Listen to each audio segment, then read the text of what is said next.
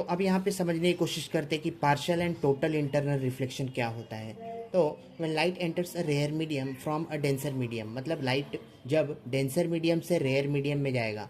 अच्छा सर, ये जो ब्लू वाला दिख रहा है ये हमें डेंसर मीडियम बताया है, वाटर है, हाँ, और ऊपर वाला एयर मतलब रेयर मीडियम है, हाँ। तो when light enters a rare medium from a denser medium it get partially reflected मतलब आधा रिफ्लेक्शन दिखाएगा। Part of light get reflected and come back into the denser medium as per law of reflection. This is called partial reflection. इसी को क्या बोलेंगे? Partial reflection. मतलब क्या हुआ? मतलब ये हुआ कि कुछ पार्ट अंदर आया, जैसे कि ये डेंसर मीडियम से रेयर मीडियम में जा रहा है, इसको जाना चाहिए था सीधा, लेकिन कुछ पार्ट यहाँ पे डेंसर मीडियम में वापस आ गए, और वही पार्ट को क्या बोला? पार्शियल रिफ्लेक्शन बोला है। The rest of the light get refracted and goes into the rare medium, और बाकी जो बचा हुआ लाइट है वो कहाँ पे चला गया? वापस से रेयर मीडियम में चला गया। मतलब रेयर मीडियम मतलब एयर, हाँ, रेयर मीडियम मतलब एयर। ठीक है, इतना हमें पता है। हमें ये भी पता है वह लाइट गोइंग, जब रे ऑफ लाइट रेयर से डेंसर से रेयर में ट्रैवल करेगा तो नॉर्मल से दूर भागेगा, वो नॉर्मल से दूर भागेगा। तो अच्छा, यहाँ पे ये वाला नॉर्मल है और इससे ये दूर भाग रहा है, ठीक है। यहाँ पे ये वाला नॉर्मल है, उससे ये दूर भाग रहा है रे, और रिफ्रैक्टेड रे। और यहाँ पे ये वाला नॉर्मल है, फिर मैंने देखा यहाँ पे तो r is equal to 90 degree है, ठीक है। इसके बाद क्या होता है वो हम बाद में डिस्कस करेंगे, पहले ये समझ लेते हैं। As light is going from denser to rare medium it bend away from normal, normal से दूर जाएगा, जो कि हमें दिखा भी। The angle of incidence i is smaller than angle of refraction r. ये केस में आई जो है वो छोटा होगा, किससे? आर से। मतलब क्या होगा? आई लेस देन आर होगा। अच्छा, angle of incidence is less than angle of refraction R, ठीक है। So if we increase the I, हम जैसे जैसे आई को बढ़ाएंगे R will also increase, R will also increase. According to Snell's law refractive index क्या होता है? कांस्टेंट होता है। For a particular value of I refractive index constant होना मतलब sine I upon sine R constant होता है। जैसे जैसे sign I angle of incidence बढ़ाओगे एंगल ऑफ रिफ्रैक्शन भी बढ़ेगा, ठीक है। आगे बात करेंगे। For a particular value of I the value of R becomes equals to 90 degree. This is called the value of I is called critical angle. क्या बोलेंगे अपन उसको? Critical angle.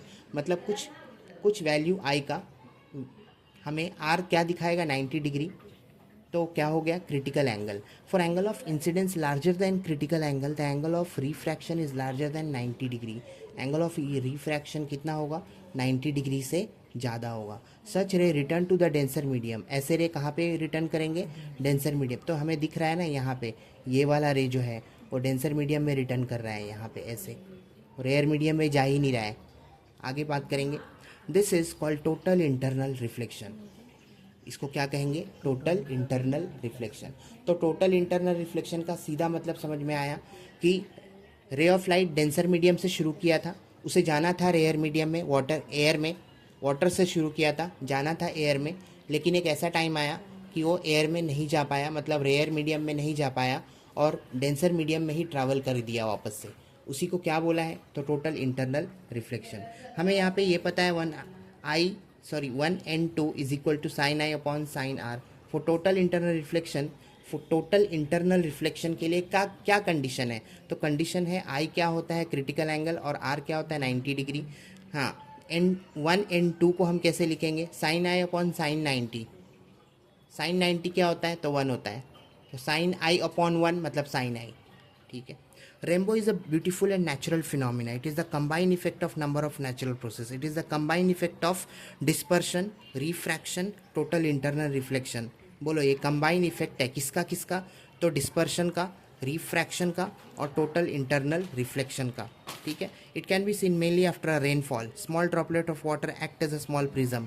छोटे जो ड्रॉपलेट होते हैं वाटर के, वो प्रिज्म जैसा काम करते हैं, वो आप देखोगे तो लगेगा कि कुछ चमक रहा है। Small act as a small prism. When light ray from the sun enter these droplet it gets refracted and dispersed, then there is a internal reflection as shown in the figure, and after that once again the light get refracted while coming out of the droplet.